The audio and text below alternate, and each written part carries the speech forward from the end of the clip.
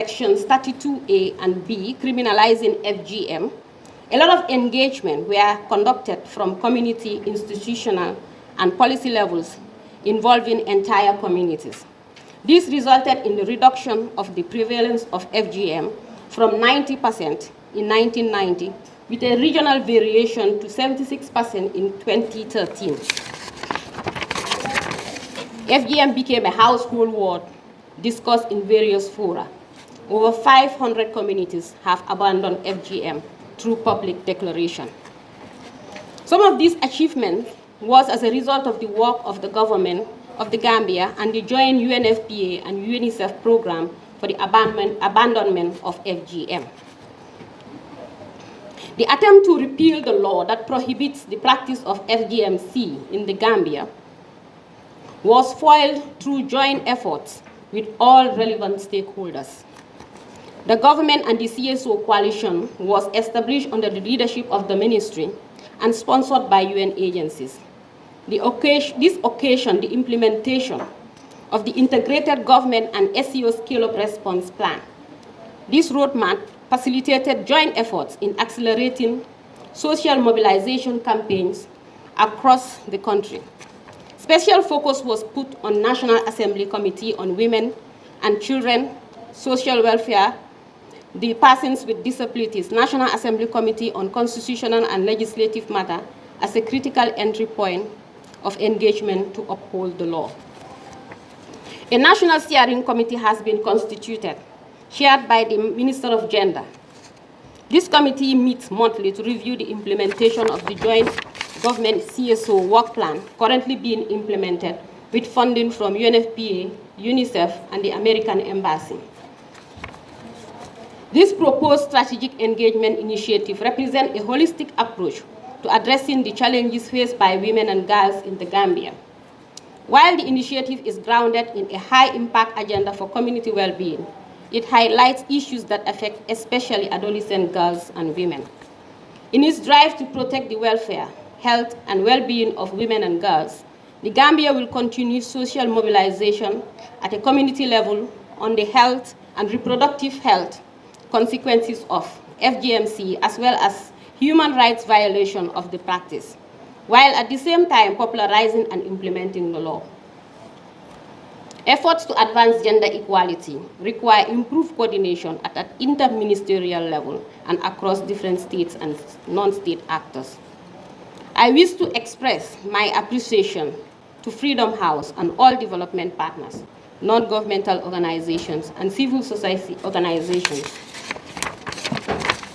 for their continued support and reiterate its strong commitment to protecting the rights of women and girls in the Gambia and the cause to eradicate FGMC in West Africa. On behalf of the government of the Gambia, I wish to express my sincere gratitude and appreciation to the U.S. Department for funding these two projects. On this note, I now declare the project Eradicating FGMC in West Africa and Strengthening Civil Society Organizations launched. Thank you for your attention. Thank you very much, Madam PS, for those wonderful remarks and also stating some of the strides that have actually been made in the aspect of gender. So, one person has been skipped on the panel. I would have said maybe I was hungry. That was why I skipped the person's name, but actually I ate breakfast before we started. So I don't know what happened. So I would like to invite Matilda, the Deputy Executive Secretary of NHRC. Matilda will be joining the panel as well. Please, a round of applause for her.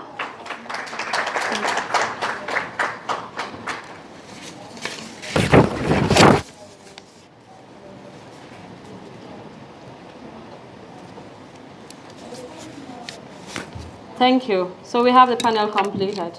And then just to make mention of what the Permanent Secretary said regarding having the panel being all women and only having the DPS of the Ministry of Information. I don't know how he's feeling right now, being sandwiched by women on both sides. Anyway, so we'll be looking at the issue of, for the theme of the panel, which is rights, justice, accountability, and reforms. owing to the fact that we all understand the importance of rights, justice, accountability, and reforms, which is actually the bedrock for any progressive society. So the panel will mainly focus on these issues and how we'll be able to create an actionable pathway in addressing and reaching the desired objective. But I'll first like to start with the Ministry of Information. We understand the fact that, and which is actually a known fact, that the media plays a very crucial role in the fostering transparency and also holding the institutions accountable, which directly contributes to societal progress. So I want to know, how is your ministry ensuring that Gambian media can fulfill its role effectively, and what has been done to protect journalists as well? Thank you very much for giving me this opportunity. The Honorable Minister of Information, Dr. Fatou, is the one who has been invited to attend this panel discussion. Unfortunately, today being Thursday, it's a very busy day for Honorable Minister. So he's come to attend the cabinet session. He asked me to come and represent the Ministry on his behalf. And for your information, the Ministry of Information is creating a very conducive environment where the media can actually foster and be able to do their job. And one of the reasons, one of the evidence is that the Ministry of Information Broadcasting Service currently working with DPU in all its activities. They always engage DPU, which is actually serving as a bridge between the people and the government. They can attest that there is a conducive working environment between the Ministry of Information and the media. And also, for information too, we have in creating those conducive environment, the ministry has also established the Action to Information Commission, which has been enacted, and also the commissioners have been appointed. And in that appointment, it was done through in collaboration with DPU. So I could give you a brief history about how those commissioners were selected. The Ministry of Information established a stakeholder consultative forum, which composed of CSO Coalition, Congo, Ministry of Justice, and also Ministry of Interior.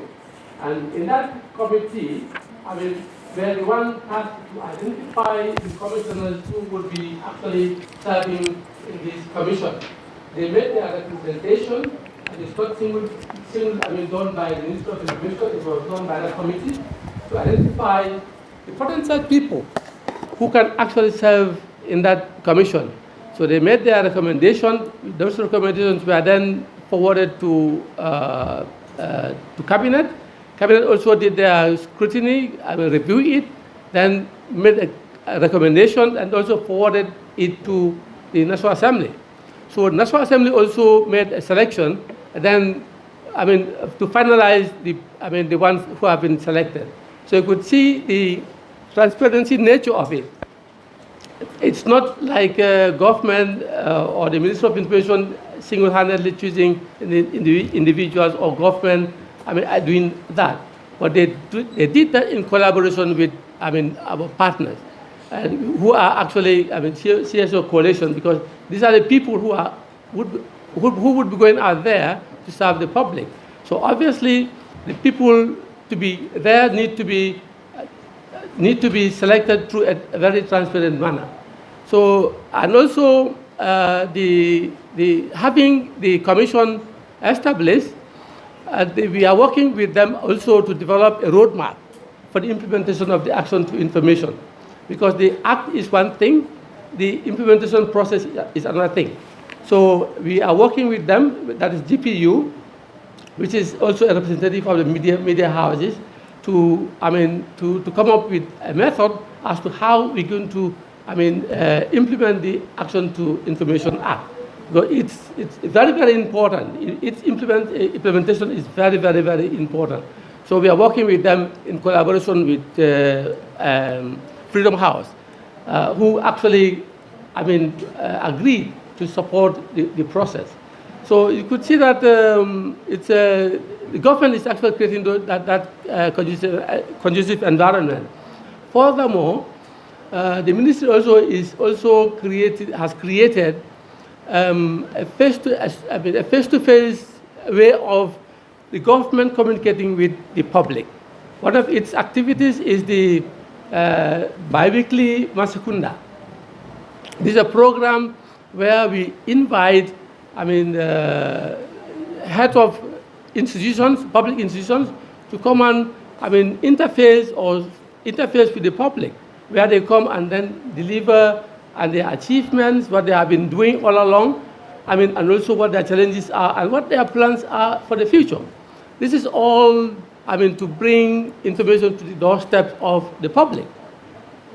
So in that the public also would be given the opportunity to ask any question that they feel that they want to know, or probably in the deliberation of the head of the institution, in his deliberation, some of the questions that they also want some clarification.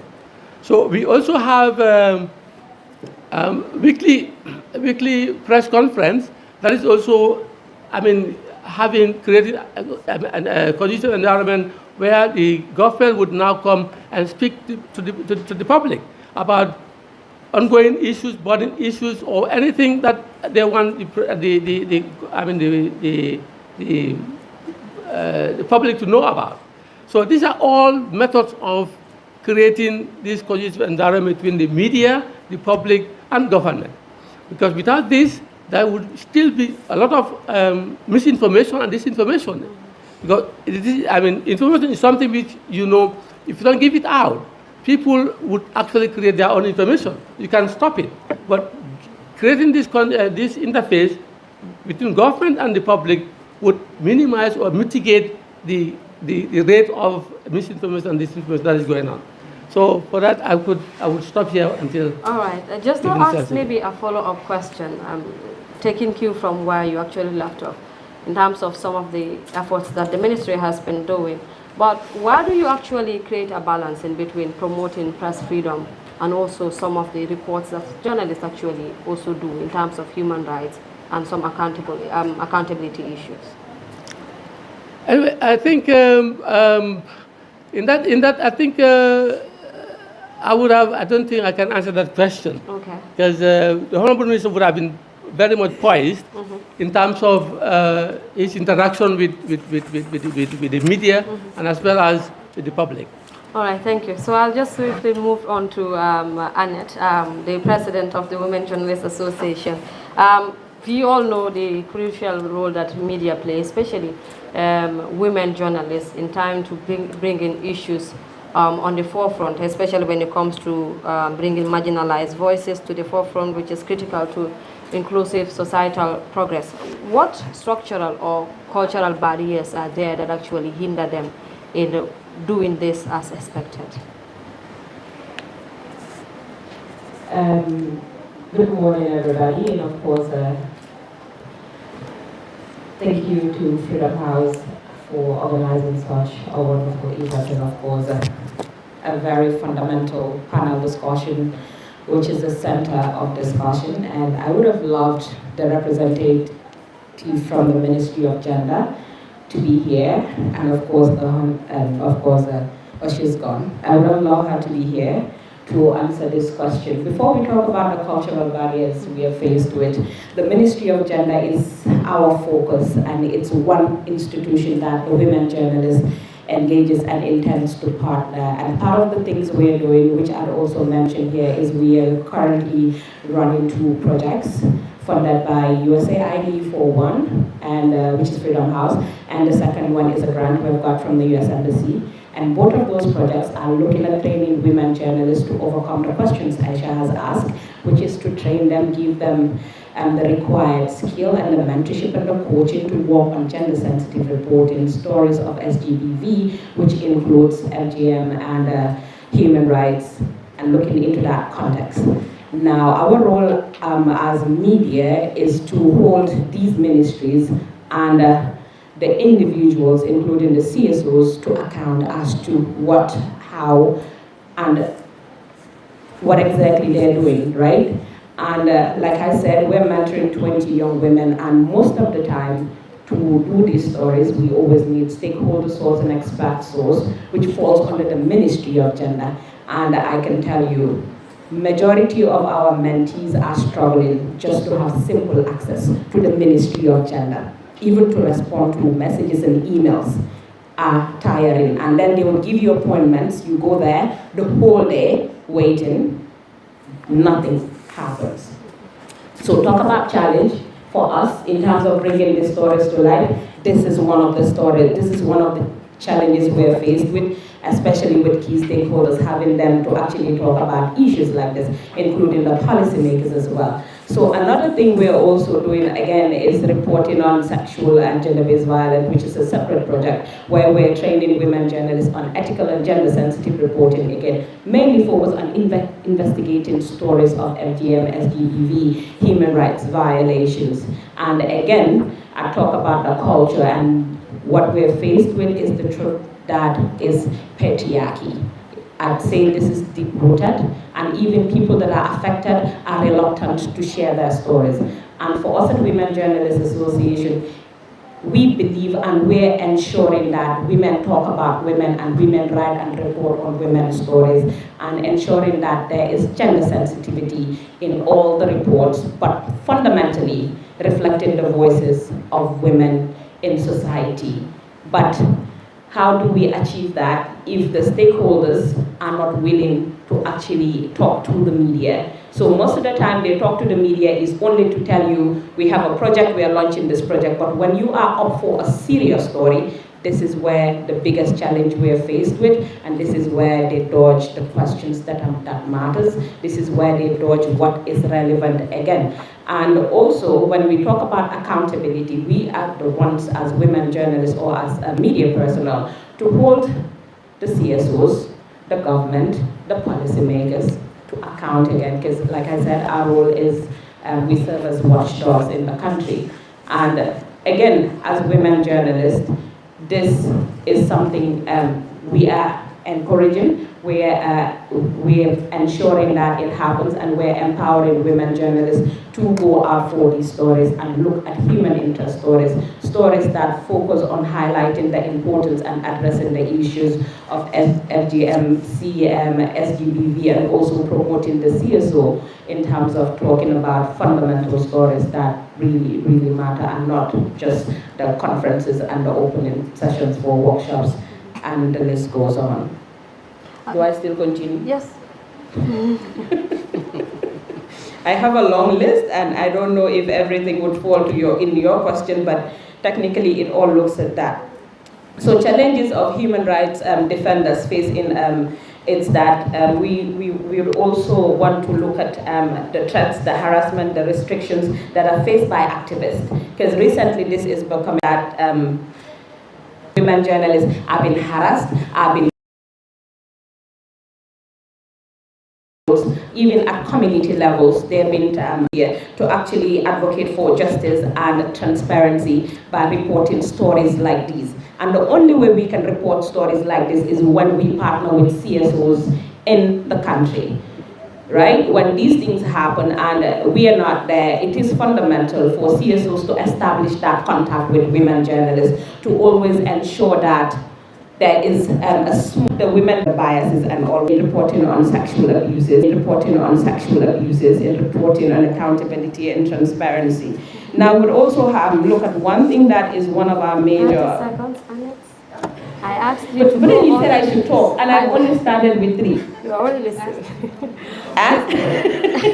So maybe we. So that I'll just wrap up, yes. And this is where I would say it's just part of the limited civic engagement for the media, especially with the women journalists. I know most of the people would say women journalists are new. Well, we're not new. Maybe it's now you're getting to know about us, but Henceforth, I'll use this opportunity to say if there is anything women and women in the media and empowering and ensuring that the voices of women has been heard and it's been represented, I see no reason why there should not be civic education and partnership with the women journalists, because our sole right, our sole responsibility is to ensure that there is gender representation. From Madam Fatou, when victims, particularly of victims, try to access in the Gambian society. Some women, even when they experience the first challenges and report a case, from your, not just your family members, but you feel that you're exposing your to talk about what happened to you. Cases would be heard in a more expedited manner, and it would be faster. right? The Gambia actually Mentions that when I actually mentioned that aspect of the chairperson of the National Human Rights Commission, who was the original invitee to this panel. Where we are in terms of human, to an extent, domesticated some of these instruments in our domestic law. Some in implementation. Telling you, these are your obligations. What have you done? Like Saffie said, but are the people living the reality? One of our partners, NHR, come up.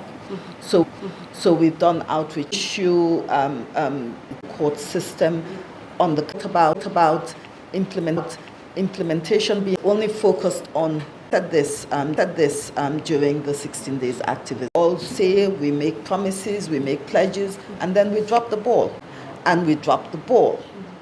For rights of individuals, do more than just coming here. Partners or not, we're going to continue. Not want to be identified as the persons who were wanting advice, and obviously they don't pick them. GBA actually mentioned ISA too. I was like, did I even introduce myself when I started? Because I'm fond of going to events without even introducing myself, but just started going ahead with everything. But I think I realized I introduced, or Ibra actually did. So, Uncle Madi, Flex, okay, that's okay.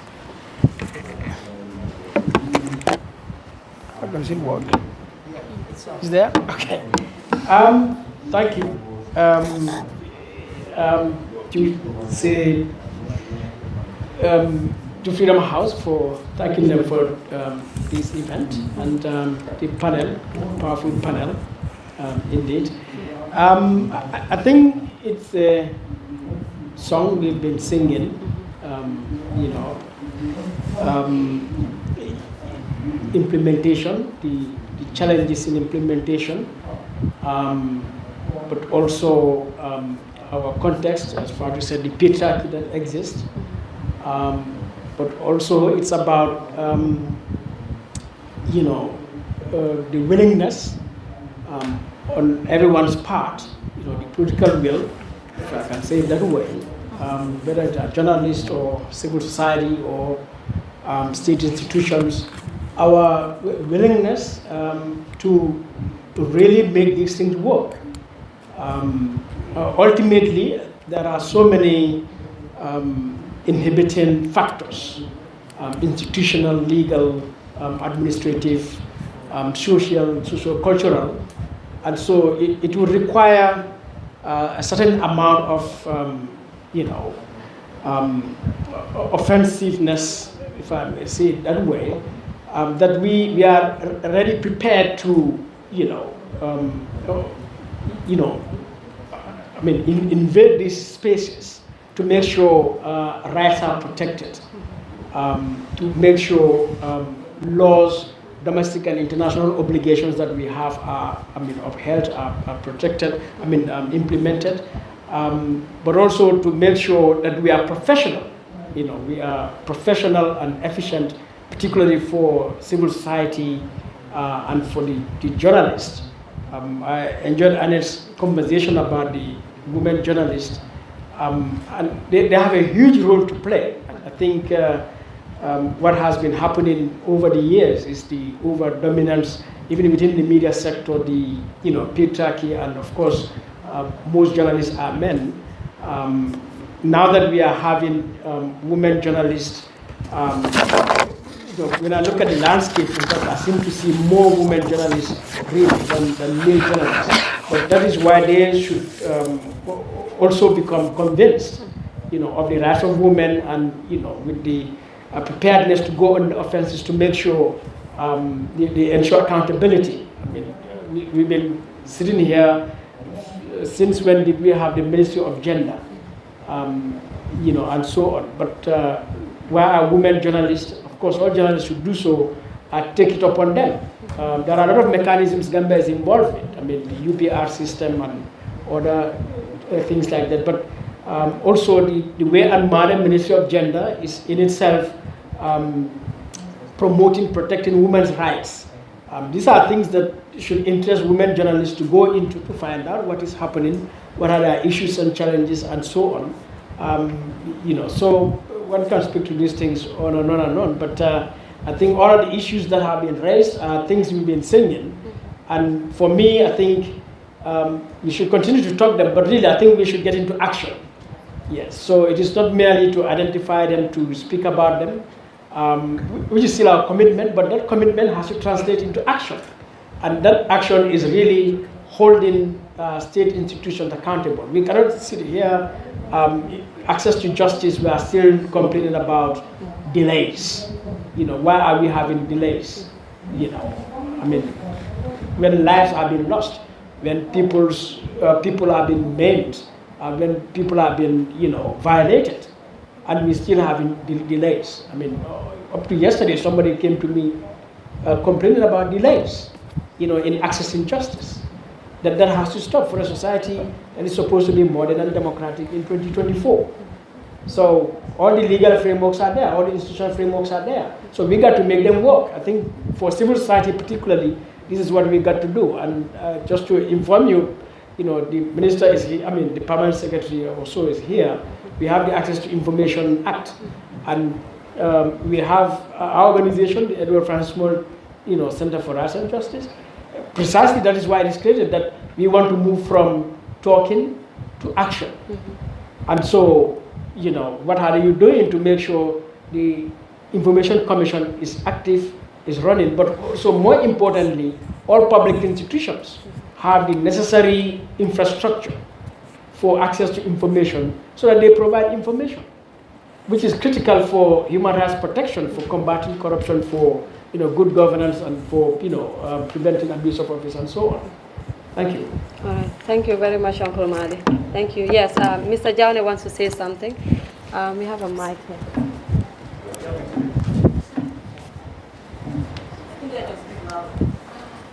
Thank you very much. My first question goes to the representative for Ministry of Justice. Quite often in this country, when we talk about rights, we always talk about civil and political rights. But we all know very well that socio-economic rights are an issue in this country. A good number of our people go to bed hungry. You go to our health facilities, you see, it's a lot of challenges there. So access to quality and relevant education is a challenge among others. So I come back to the question that I said to raise earlier on. Where are we in terms of these rights? And the second question, I take it back home in URR. For several years now, we only have traveling magistrates. People have to wait for many, many months to access justice because the magistrate has to either travel to CRR for other cases, and before he or she comes back, people get frustrated. What is the ministry doing about this? And what is even responsible for this? And the third question goes to Freedom House. Them.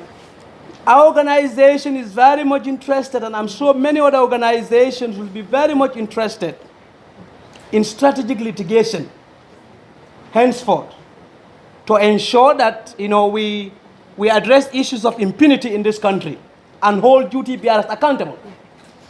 Will this project that we are launching, or any other project of Freedom House, will be willing to support such endeavors by the CSOs? Thank you. All right, thank you very much. I think we'll go with the other questions, then we'll later allow them to respond. You might pen down the questions, Demba and others, although you are not part of the panel, but you have a question for Freedom House. So I have a hand. Was it Mohammed Esba? Oh, yeah, that's the hand. Your hand was up. Okay. We can have Mohammed and the gentleman over there. Lamin. Okay. Hello. So for me, this is a comment, probably, and a recommendation. I believe with all the issues of transparency around corruption, fraud, and malpractices, if we, as a country, push for our institutions, like the Access to Information Commission, to work effectively and efficiently without just lip services, we will definitely combat corruption. I agree with the DPS that definitely the ministry is trying to push to make sure that we work together. But it's not just the Ministry of Information. We also, we understand that there are certain challenges with regards to receiving funds from the Ministry of Finance to support the Access to Information Commission. They are still struggling. We are now going into the 4th year since its legislation, struggling to make sure that the commission is functioning.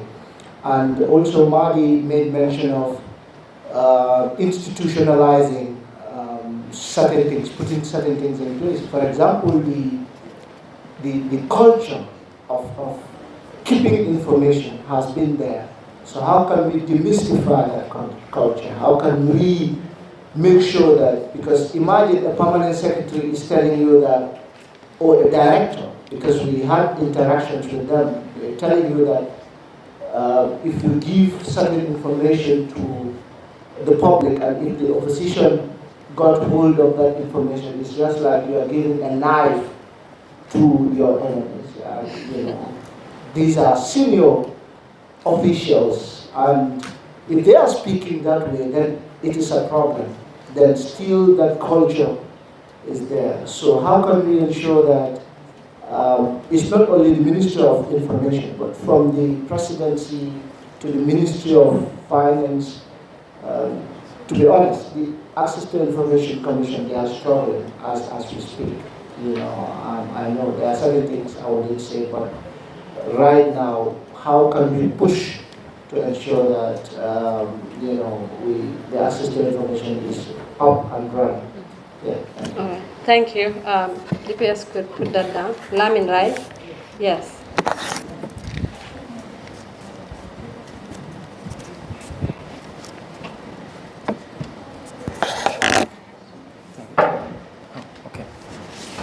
Thank you very much. Thank you to Freedom House for setting up this meeting and bringing respective people from respectable organizations and institutions to talk about important things that affect our lives.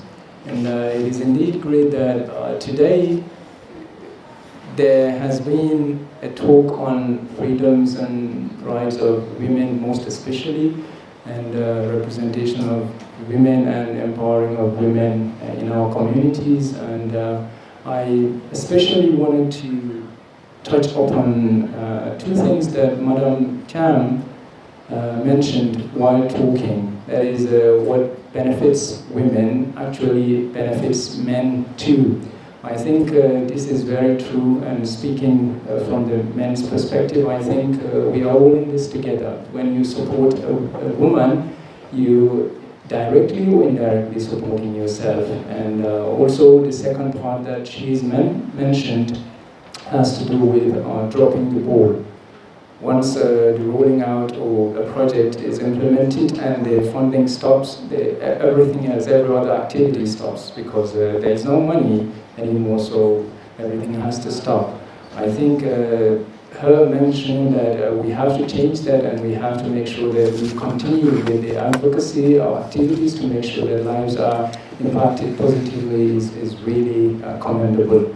But one thing I wanted to mainly address on or bring to light has to do with public transparency, public accountability. That hasn't been mentioned much. I think a lot has been on freedom, women empowerment, women, that is definitely very, very important. But one thing that we must not forget is funding, especially government funding of these, of course, thematic areas that we are working on as civil society organizations. There are two forms of funding: civil society organization funding through projects and also government funding. Government funding is very important, and it's usually way more than civil society funding of these thematic areas. And when it comes to transparency, accountability with regards to government funding, we have to be very, very vigilant, very, very determined, and very focused. We have to make sure that there is transparency, we have to make sure there is accountability when it comes to government funding. So I wanted to ask, basically, after my comment, I wanted to ask if the program will talk about that, how we as a civil society and of course here present, how we can collaborate to make sure that there is government accountability and there is transparency with regards to government funding of these thematic areas, meaning gender empowerment, justice, ensuring freedom of expression, things of that sort. How we can collaborate as civil society organizations to make sure these things happen. Because it seems most of the time when you look at civil society organizations, they tend to focus more on rights, justice, and not on government financing, the situation of the economy, things like that. Because in as much as we want to fight for rights and justice, without money we cannot fight. And it's the same for the government. When the government has the money, what does it do to help promote justice, to help promote the rights of citizens, and how does it do it? I think we must not forget that too. So I wanted to... Thank you. I'll actually hand that over to Freedom House. Then Bakanda will be able to respond on that. So do we have a hand there, and later we'll give to Commissioner Yame today, who also wants to make a comment. Ibra, the mic. No? There's a hand over there. Yes, greetings to everybody. So my questions would come in threefold. So one would be the access to justice, also looking at the importance of paralegals in the prison system. So with regards to access to justice, I think we would all agree that our society is patriarchal to the extent that some crimes are normalized for men compared to women. So also we are talking about women journalists, but also looking at women lawyers that most times will represent females that are accused or alleged to have committed certain crimes in society. So when you look at social media, but also in our community settings, we see the backlash that women lawyers will receive, but also alleged perpetrators would also receive when their cases are even before court of laws in the Gambia. And at some point, we don't see a lot being done about issues surrounding this, even with regards to civil society.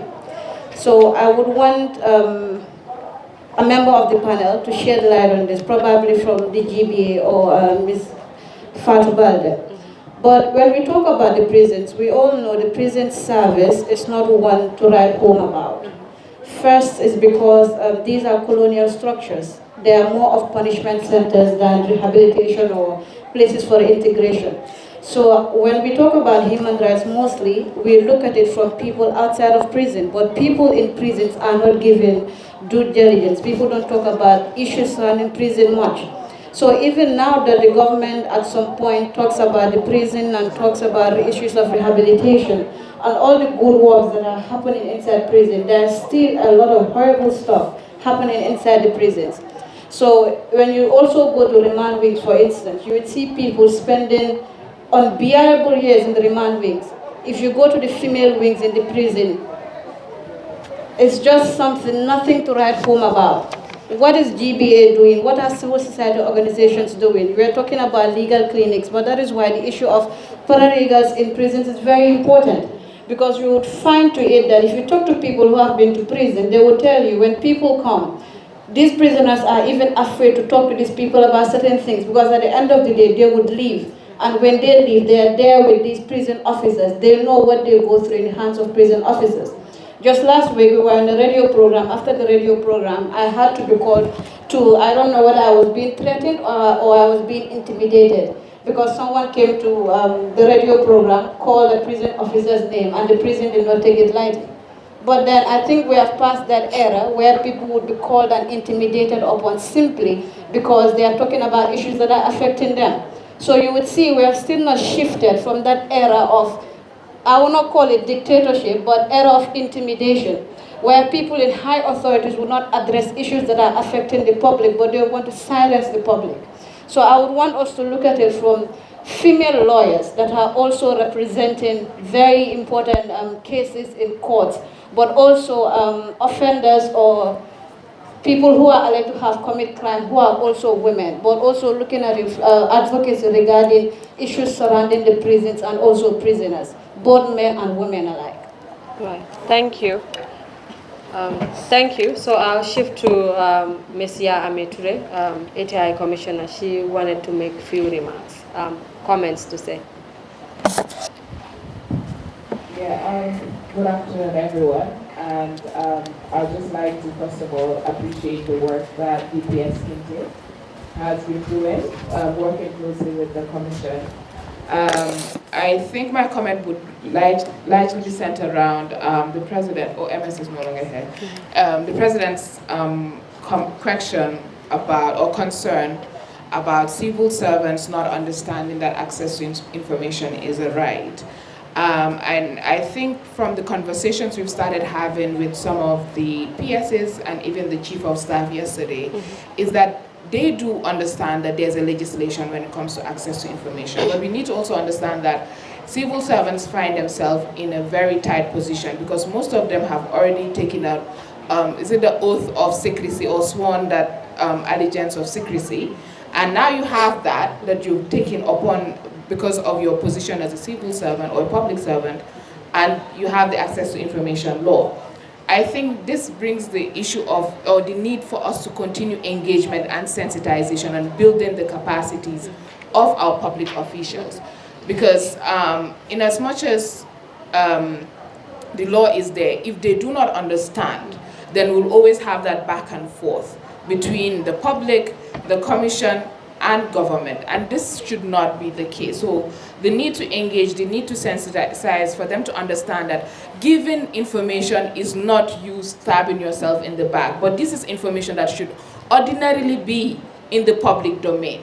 There's no need for us to hoard this information, and that it actually helps to hold, well, it actually helps us to hold the government accountable and help us when it comes to implementing policies and programs and projects, especially for marginalized and vulnerable groups in our society. So this is a conversation that I think we need to continue having between the government, CSOs, the media, and the public to make sure that they understand that implementation of this law would have to happen in phases. It's a step-by-step. It's a new concept for most people. It's not something that we can impose immediately in as much as it's a law. But just to conclude, I know we are running out of time. One thing I also want to talk about, especially when it comes to SGBV issues and all the issues that we've talked about here, is in our engagement, let us also start engaging the judiciary because they are our last point of call. So when we're doing capacity building, when we're doing sensitization, when we're doing training, we need to train the judicial officers because if we're talking about access to information, if we're talking about digital rights, if we're talking about SGBV, if we're talking about FGM, these are all laws and legislations, right? And at the end of the day, when we don't get the solutions we need from the government, we go to where? The judges, the magistrates. And if they don't understand these issues, if they don't have an understanding of the impact of these issues, we might end up having decisions that are contrary to what we're advocating for. So when we're doing engagements, when we're doing plans, when we're doing projects, always have a component for the judiciary, whether it's a workshop. I know the judges don't like to be trained, they call it colloquium, but always find a way to engage them, because when we knock on their doors, we need to make sure that we find them ready to accept and understand the issues that we're raising before them. So that's my contribution. Thank you. Thank you very much. So I think now we'll actually just hand over to Freedom House. Yes, we can hand over to Freedom House to respond to the questions raised, and then we'll go back to the panel to respond before we move to the last round of questions. I was thinking Elijah will respond to this more. But in terms of the question about strategic litigation, there are two programs. The one on FGM, we actually do have a special program where we training lawyers and activists on how to use the criminal code. Dibba, you may want to add +5 to your volume. How they can use the criminal code to prosecute privately. We've seen that in some cases the duty bearers or the primary duty bearers are a bit slow. We've had the example that Fatou gave of a young girl whose case has not been prosecuted, or the authorities didn't do much. So we are finding ways in the Gambian law where we can train local CSOs and lawyers on how to use the law to prosecute. Of course, it collaborates with the Ministry of Justice. The AG needs to sign up on some of these issues in line with the Gambian law. So that's there. We'll roll out the training very soon. I think there's already a call open for that as we speak.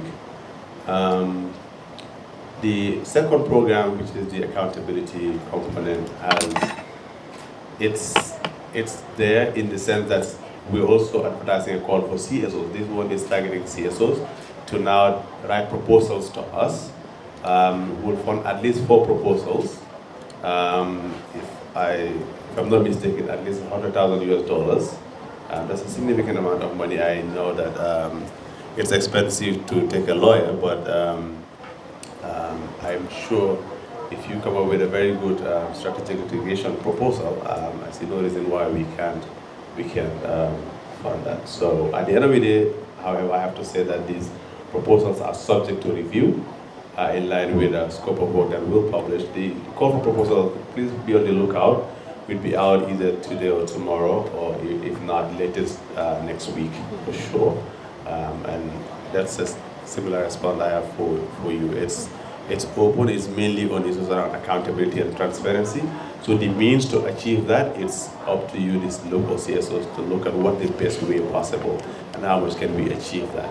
And part of that, you will now be part of a working group, a thematic working group that will receive additional support in terms of coaching, mentorship, and advocacy training from Freedom House that will guide through the process of the implementation of that sub-grant. So, yeah, I think there's a lot of opportunity for collaboration and good work to be done. Thank you. I hope that answers your question. Thank you. Thank you, Dibba. We'll hand over to Saffie to also respond to the questions for her.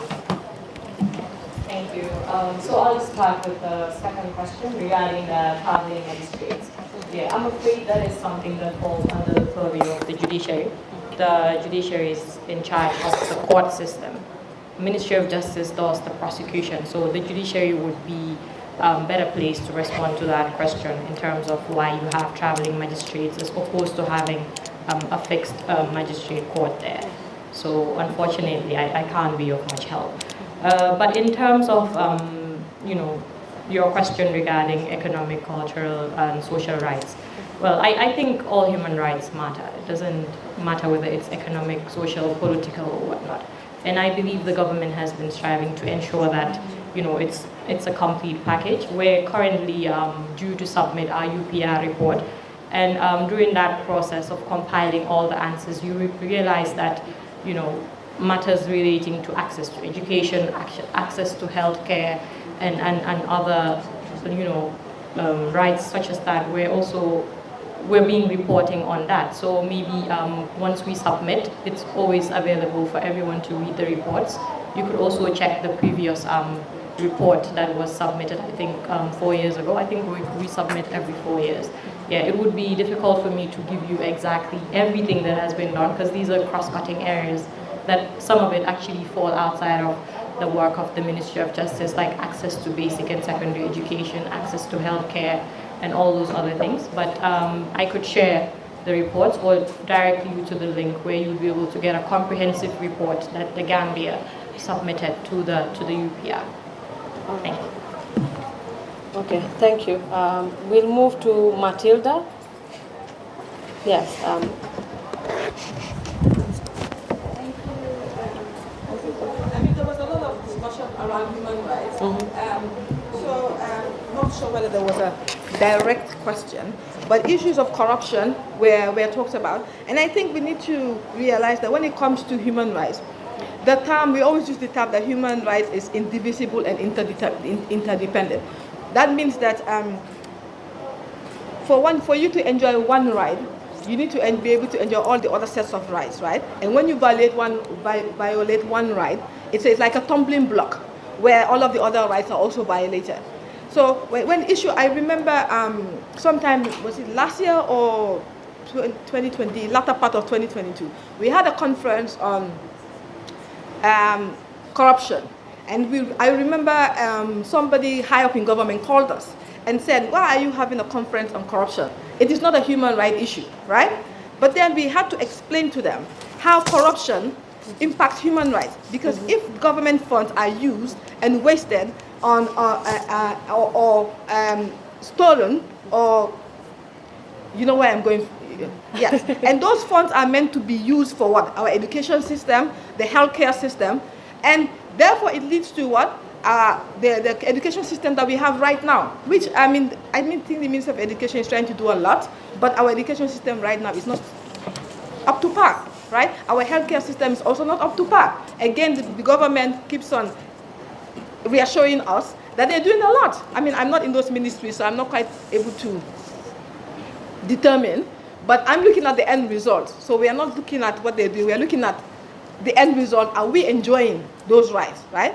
So that is how corruption is linked. And I think corruption is one of the, you would say, when you talk about deadly sins, in human rights, corruption is one of the deadly sins, because corruption leads to the violation of almost all of the rights, right? So I think that is how we have to look at human rights holistically, not just individually, holistically, and realize that our actions or the action of the state or the personnel from the state impacts us directly, right? I think issue of the education, right to education, there is a right to education. And I also take experience from the commission also, is that the security forces from where we're coming from now. So I think a couple of years ago, when we started discussions with them about because under the TRC we are given the mandate also to come up with training manuals for the security forces. And we requested their training manuals, and they told us it is classified. How can training manuals be classified?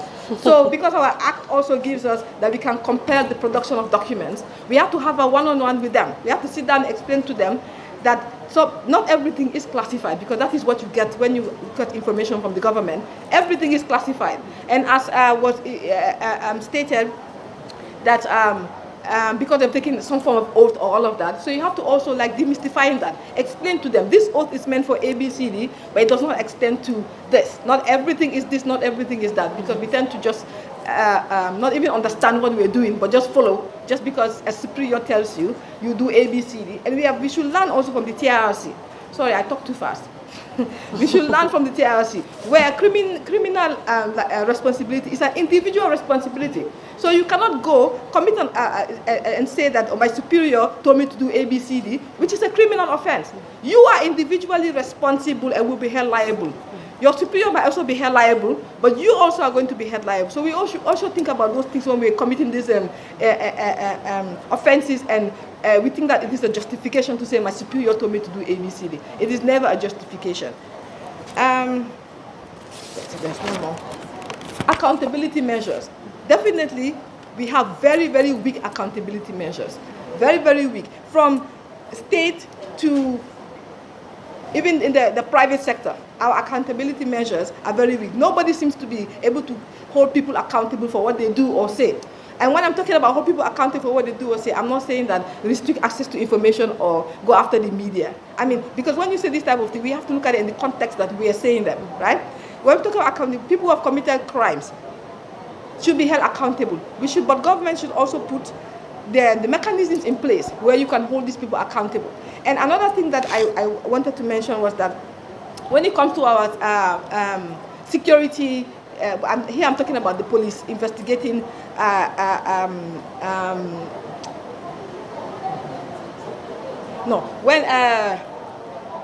people, how do you say again? Complaints. Yes, we're investigating complaints. The thing is, we all have our own personal biases and our own cultures that we are part of, our religion and all of that. But when you take an oath and you apply for a job and you are in a position, in a job, your personal bias does not matter. For example, if I'm working at the National Human Rights Commission right now, I might have my personal biases, but it does not matter because I'm working at the commission. I have to go by what the commission says, what is its motto. You understand? What is what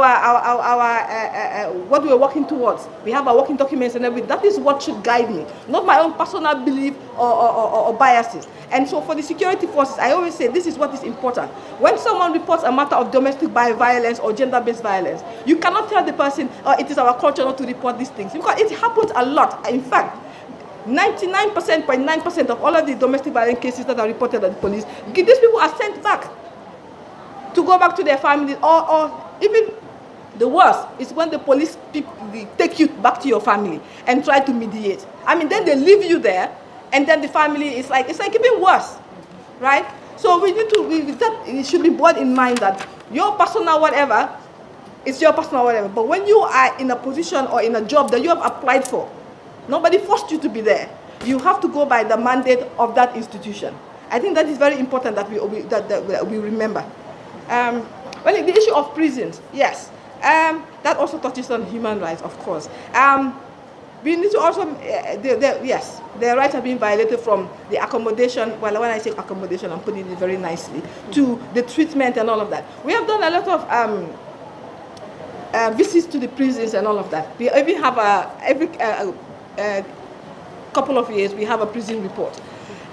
We have highlighted all of these challenges and all of these violations that are happening, and we bring it to government all the time. I'm sure Minister of Justice is also, I keep on reporting to Minister of Justice, but they're tired of us also. And the Minister of Interior, we keep on bringing all of these things to their attention, because that's our mandate and we must do it, right? But yes, and the most heinous of all, which I always say is that those who are in remand, we must always remember that these people are alleged.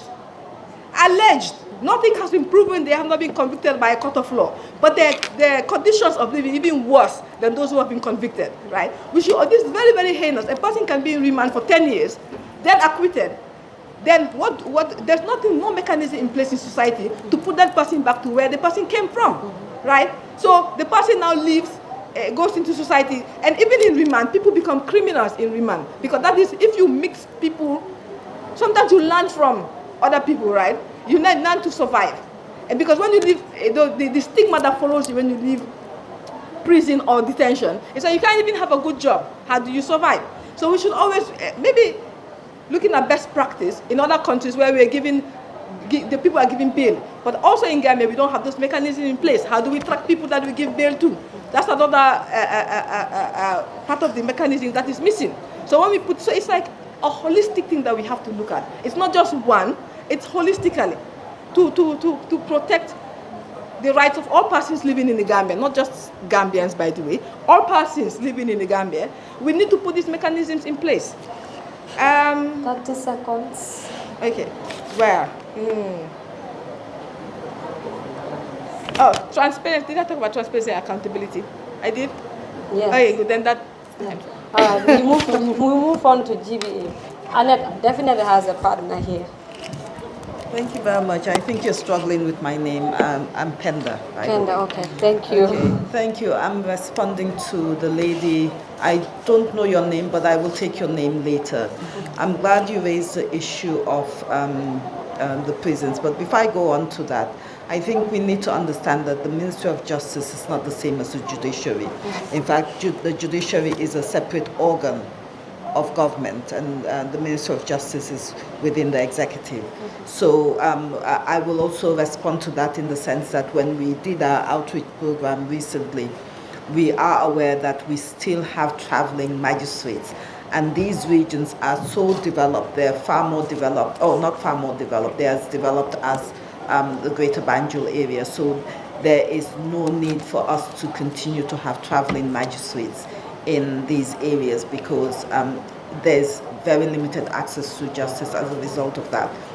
So as a result of that, we have taken it to, in an informal way, so we will take it in a formal way to the judiciary to say there needs to be something done when it comes to traveling magistrates. We found this in URR, we found this in LRR, and in NBR it's bad because it's the same magistrate that's in SL, Karawan, etc., etc. So we will see what we can, GBA will see how best to assist in that, meaning taking it to the judiciary. Now, in terms of what you talked about female lawyers who may be threatened, etc. It is the mandate, a part of the mandate of the GBA to take care of, actually it's our main mandate, to take care of the welfare of our members. Our members include female lawyers. So when we do see that there's a situation with regards to our members, the GBA does stand and take action collectively. So there we have the strength to do that. We also have the Female Lawyers Association, which also assists for female, for women and children who have situations where they need representation, etc. They will step up and assist on a pro bono basis, and they engage female lawyers to assist in those areas. It brings me to the issue of the prisons. I don't know if you're aware that very recently justice defenders have informed us that they are leaving the jurisdiction. And so it became quite worrying because justice defenders, from what I understand, have actually conducted paralegal training within the prisons for prisoners. In fact, they go further to assist other prisoners as a result of that. That is the paralegals within the prisons, the prisoners.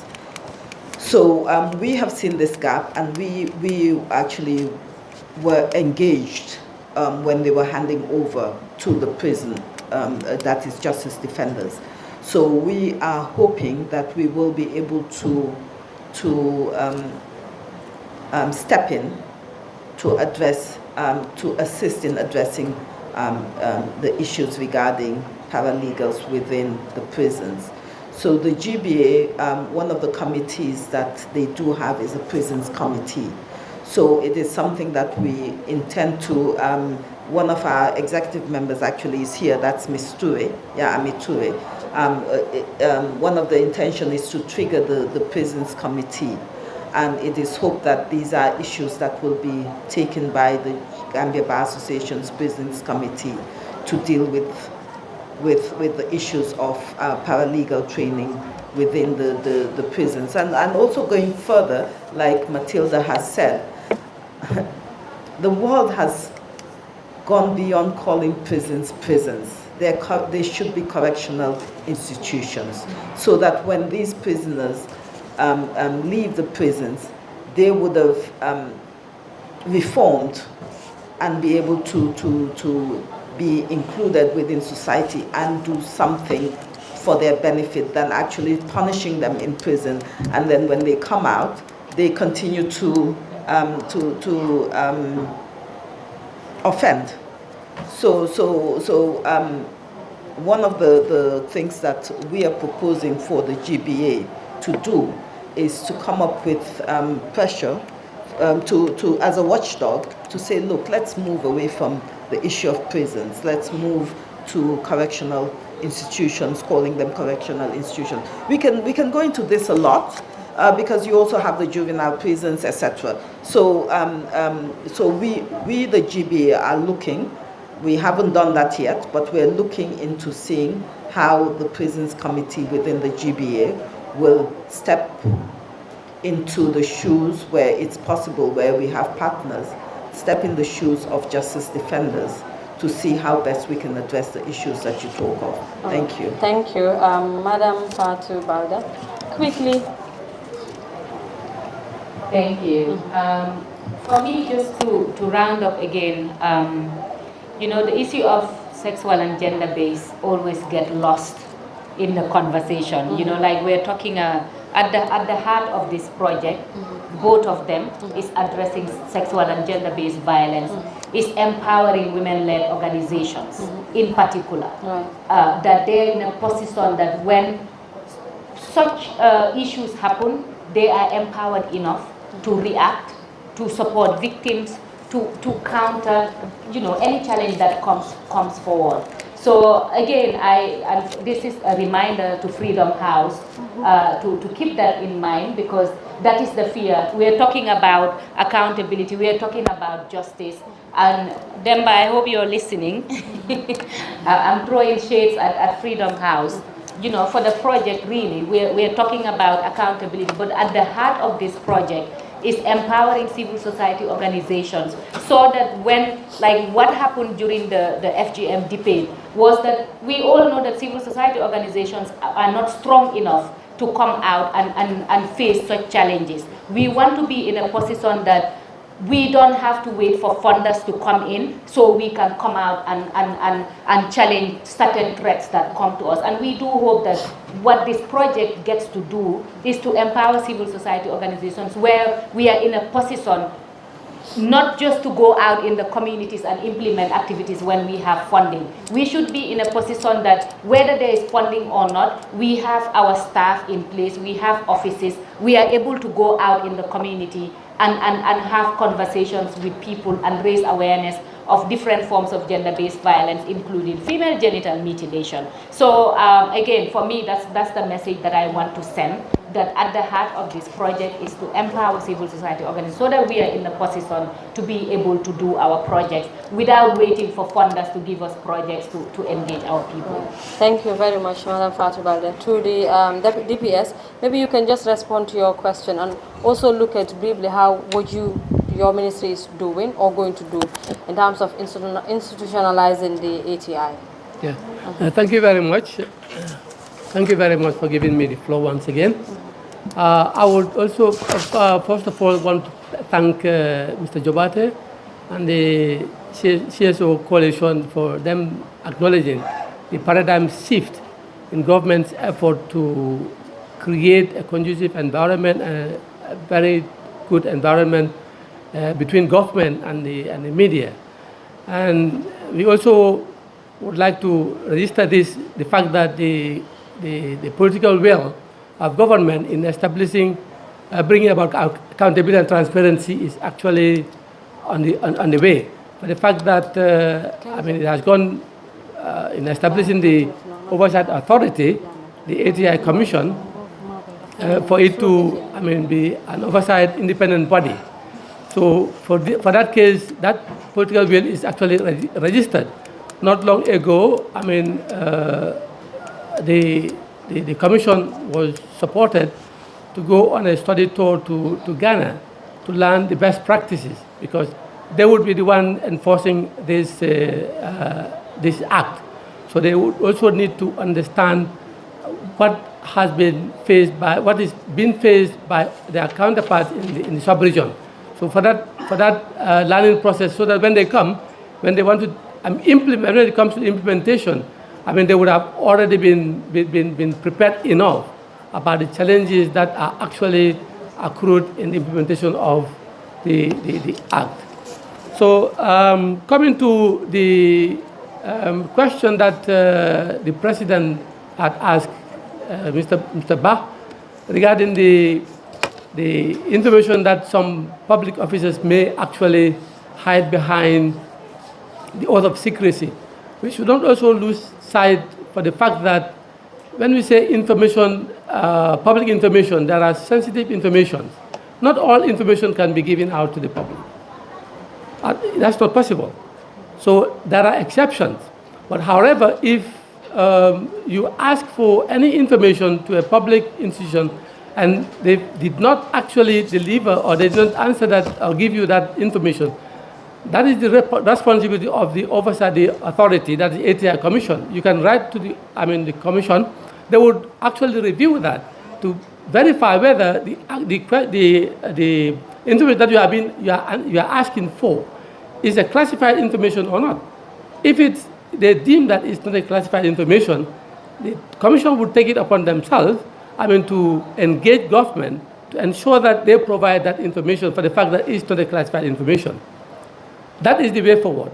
And the government has also taken steps from the Minister of Information to engage all the ministries.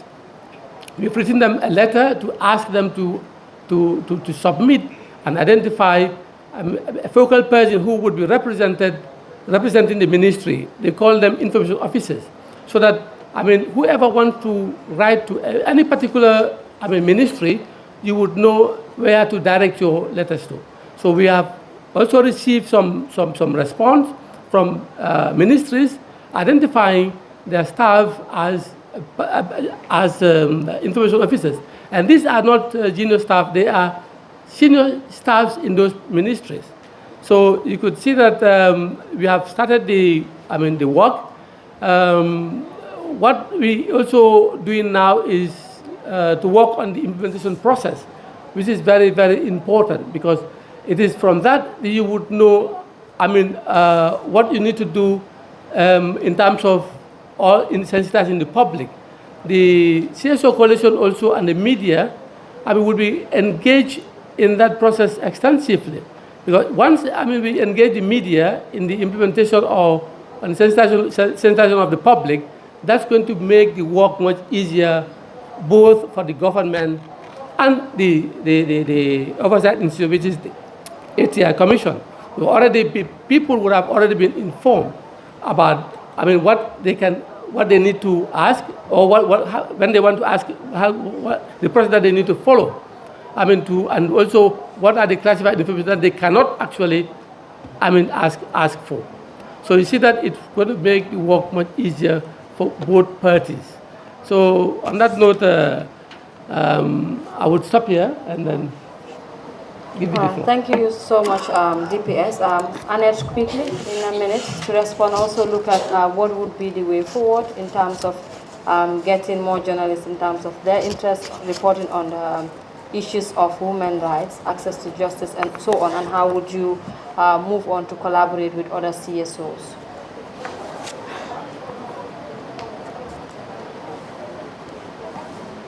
In a minute, practically impossible. Answering the questions, yes. So I said I have a question she didn't want me to ask. So now my question goes to you.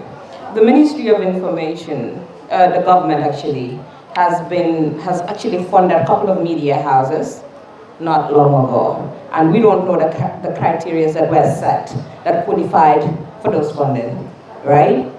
And I want to base this question on that, in terms of accountability and transparency, and also supporting media houses. Have you, as the ministry, given advice and technical support to the government in terms of anything that has to do with the media, looked into the fundamentals of community radio and the support they should be given in terms of funding, because normally they should be subvented by their councils, which technically does not happen, and they struggle for funding, and also the radio license issued by PURA, not issued actually, vetted by PURA and issued by the Ministry of Information, exempts them from taking commercial adverts. And they pay power supply, and they have volunteers, and they have people that should manage these media houses.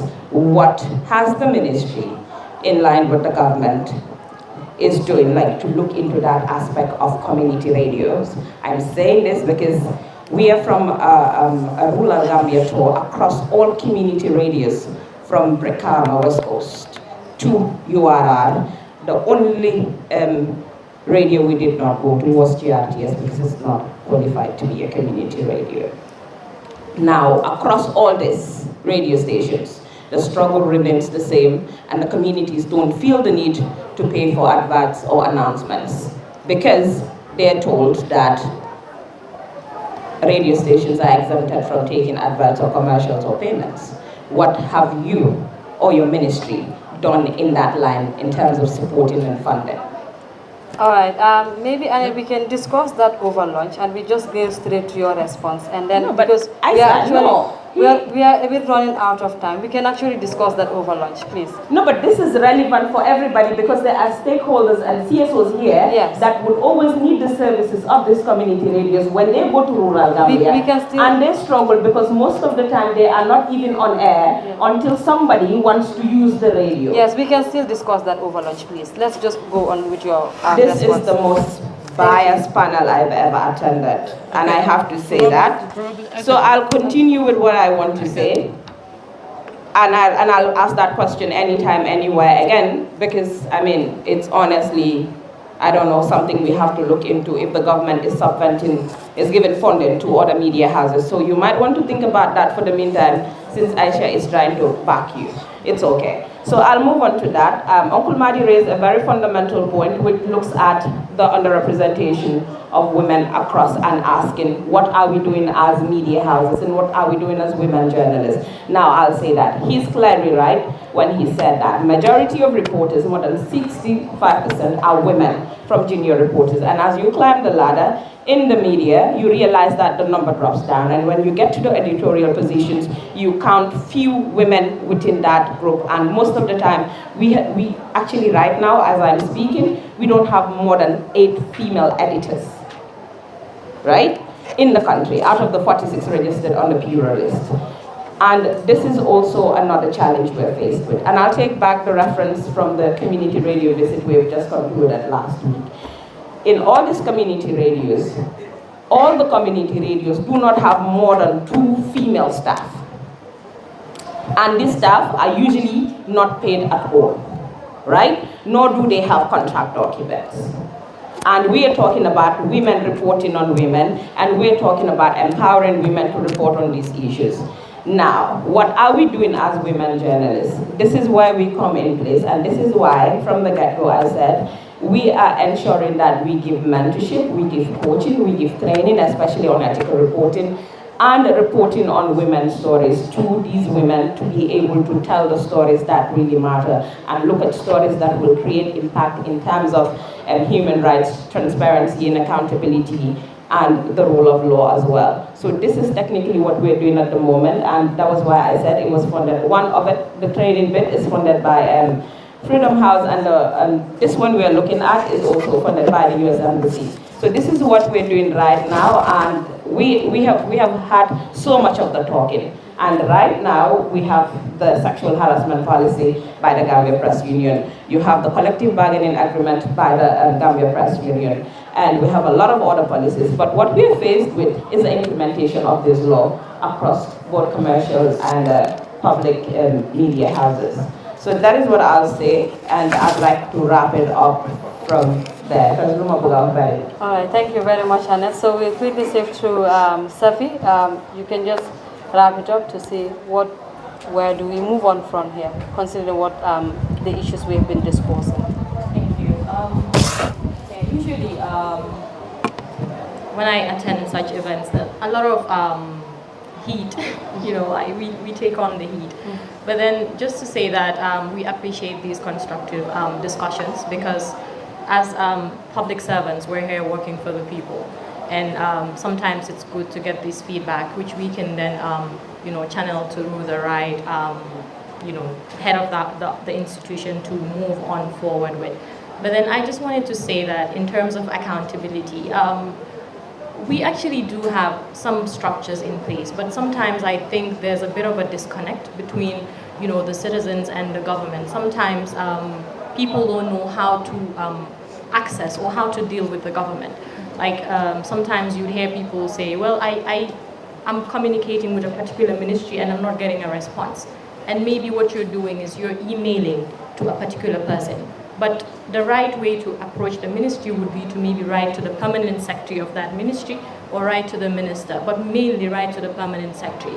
So I think maybe as part of this project, it's very important for maybe to have that conversation around how you can approach the right person in a particular ministry if you want to get maybe your response or your information responded to.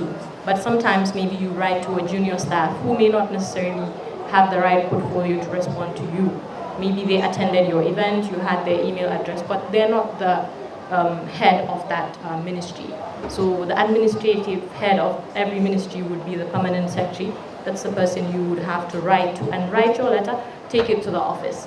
If you can send an email, fine, but I would say the working modality right now is having the records. We have our record system in government. Maybe it's not, you know, as modern as you would want it to be, but that is what we have for now. And strides are being made to digitalize it, with the Ministry of Communication having now, you know, come up with some digital tools that are being rolled out in different ministries. But in terms of accountability, just to stay on the topic, to say that another key in legislation that was passed, which hasn't been mentioned, was the Anti-Corruption Act. And we're now in the, you know, process of establishing the commission, which is also a very fundamental, very important commission. Like the Access to Information Commission, the Anti-Corruption Commission is more or less going to serve as the watchdog, and it's going to focus mainly on, you know, financial accountability, watching over public officials predominantly. So it will be very important. But in terms of the question the gentleman raised regarding how finances are utilized or what happens to finances, you know, a key document you can always reference would be to look at the budget. That way you know what is allocated to any ministry. It's there, publicly available. If you go to the website of the Ministry of Finance, you'll be able to find the final you know, budget document. I think they call it estimates and revenues. It shows you how much money the government receives, how much is projected in terms of revenue, and what each ministry, it even goes down to break it down for you line by line, what each department in every particular ministry is allocated. So that's one document. Another document that you can also be looking at is the reports of the Auditor General, which is also once considered by the National Assembly, published on their website. So sometimes we, you know, talk about the fact that there's no transparency, we can definitely do more, and don't get me wrong, we can definitely, there's always room for improvement. There's no government that is perfect. We can always do better. But then also sometimes when we have reached certain milestones, or if we have made progress in certain areas, it is important to acknowledge that and also utilize those tools to ensure that you know, we move forward. The National Human Rights Commission, it's a very important institution. You know, they're doing a lot of work, but also people need to utilize the Human Rights Commission. We've seen in instances where human rights violations were reported to the Commission, you know, steps were taken, and it ended up, you know, with drastic measures being taken against a particular individual. So civil society organizations should be willing, and please don't come for me, I'm not saying this in a very, the intention is not to, you know, come after you, but you should be willing to read some of these documents and also read some of the legislations. That way you know what you have at your disposal and what you can use to hold the government accountable, because it's not zero. There are definitely some mechanisms in place, but if you don't read about it, you will not know how to use it. The same thing would happen within the TJ context. You go to a civil society like CSO meeting, and we're talking about implementation, and someone would say, well, nothing is being done. And then you ask the person, have you read the implementation plan? And they said, well, no, I have not read it. And I don't know where to access it. But I would always say, now the ministries, and this has to go to maybe the Ministry of Information and the Ministry of Communication. To be honest, the communication game has changed. To be honest, you go on Facebook, you see the Ministry of Information, follow their Facebook page. They literally share what all the ministries are doing. They're now even on TikTok. And, you know, to be honest, they're trying to ensure that people get access to information. And the websites are being, you know, uploaded and documents are being put out there for people to access. So it's not perfect, more can be done, but some progress is being made. And we will try and make sure that we always, you know, do better. Thank you. Thank you so much, Saffie. Please, a round of applause to all the panelists. Thank you, Saffie. Thank you, Annette. Thank you, Mr. Kinteh. Thank you, Madam Baldeh, Penda, and Matilada. We'll actually come to the end of the panel, which will actually be the end of the session. I'll hand over to Mr. Nyang, the advocacy specialist for Freedom House, to give the vote of thanks. It's just for a few minutes. So after that, we'll actually go for lunch. I've seen my good friend, Davis, giving me side eye that it's almost time for lunch. But Alaji will just be spending a few minutes.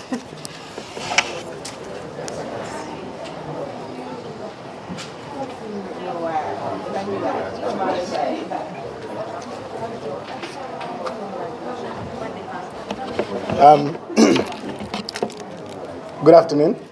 First, I want to say very much thank you to our panelists. They've done a very good job.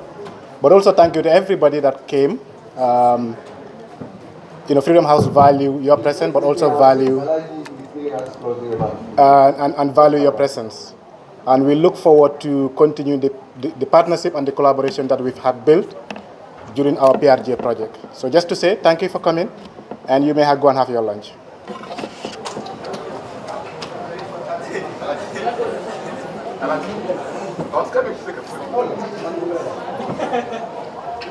Say this young guy, why was that fast? This guy said, oh,